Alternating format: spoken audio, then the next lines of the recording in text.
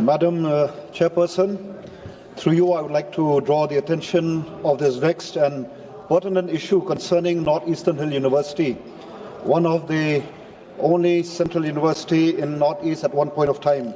Today, Madam, this university which with a motto to rise up and build.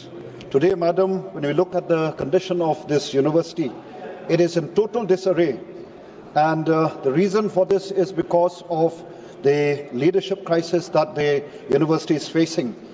Madam, the incompetency of the present VC has led to protests by students, teachers, and non-teaching staff of this university, and has brought this university to a standstill. For the last couple of months, this university has been greatly affected in terms of teaching and research, which is the prime objective of any learning institution. Therefore, Madam, through you, I would like to urge upon the concerned ministry to take up this matter seriously by removing this VC who is